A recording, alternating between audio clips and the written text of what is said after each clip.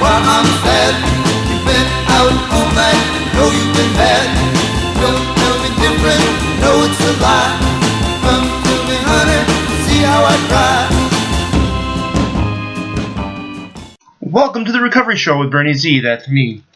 Today I'm going to talk to you about Step 12, which is the last in the first set of series on the recovery program. After this we go into the Unity program.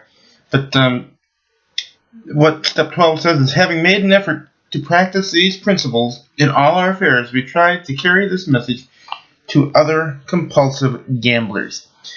Now, mind you, some might think that I'm tooting my own horn at this one, but one of the reasons that I began writing and doing some of the things I did was to reach out to others who are suffering and their family members. Because, as many of you in recovery know, it's hard to explain your addiction to somebody that doesn't understand it.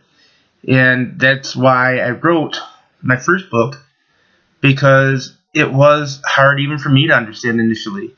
I took my background in my other things and put it together. And in the end, after a couple of years of writing or more, in 2013, the book came out, How to Win as a High Roller While Losing Your Shirt. That book has a dedication to the 12-step program in Lansing, Michigan that I was part of that literally saved my life. In part because they helped me to focus on the things I knew and how to communicate better with others, the connection between the addiction and everyday life. And that's where the one fry theory for me comes out of, where I try to point out to people, you can't go into a restaurant and get one of something you like and leave out. It just doesn't happen. Now, when we're talking about this made an effort to practice these principles, we're talking about everything here continuing to go on. The first 11 steps, you continue to do that on a daily basis. It's not something that you do once and you're done. It's not a one and done. It's a 1 and 2 and 3 and continue lifelong process. And that's what an effort to continue to practice those principles in everything we do, not just in our recovery process, but in our daily life, in how we decide to interact with people, how do we behave in different things. We begin to assess more than just the addiction, but also the things we do that aren't addiction. And for me, that boiled down to, that hair is real loud. Anyway, that boils down to looking at the idea that once we've done that, we got to do something with that. And that's why How to Win as a High Roller came about. That's how the other the total of 5 books came out, is that it was my way of trying to carry that message to others who are compulsive gamblers, but in my respect, to others who have an addiction.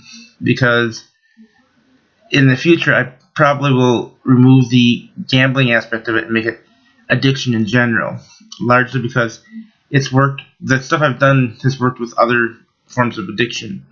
But the thing is, carrying the message to somebody else that it can be done. I mean, you go to the meetings, and doesn't it feel good to look around and see people that are also taking that path of looking at what's wrong with their addiction and trying to make a difference, trying to change who they have been over the years into something that will help others to reach out.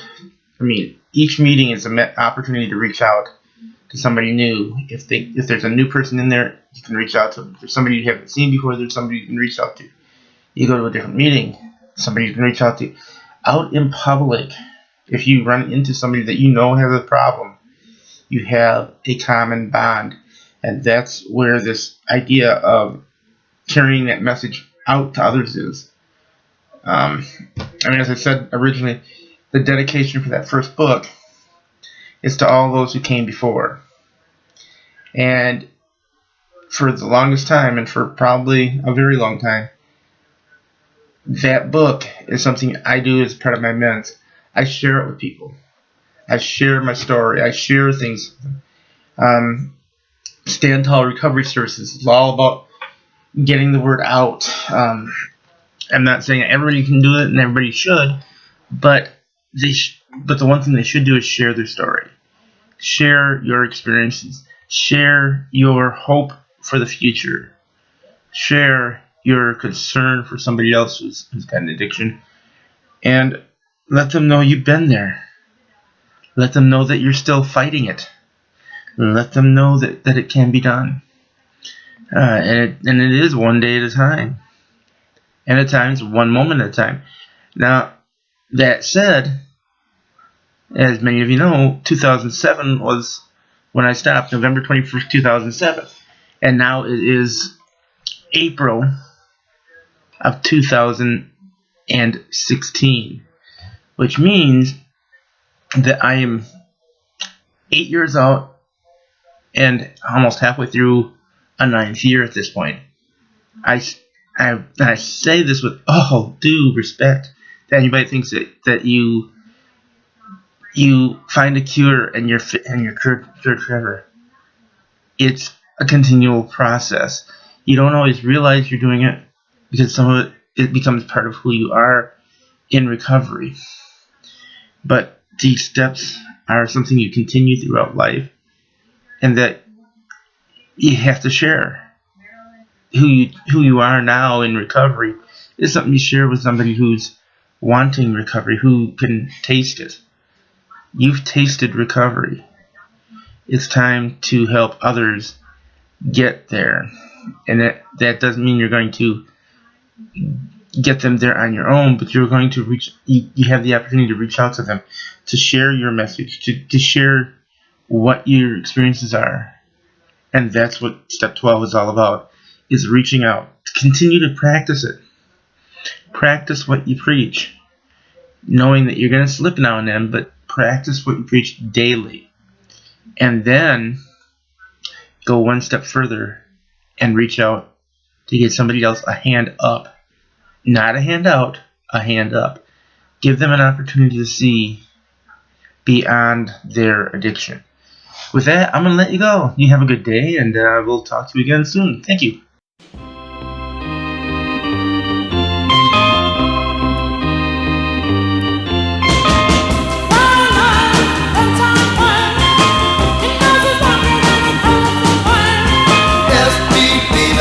While I'm sad, you've been out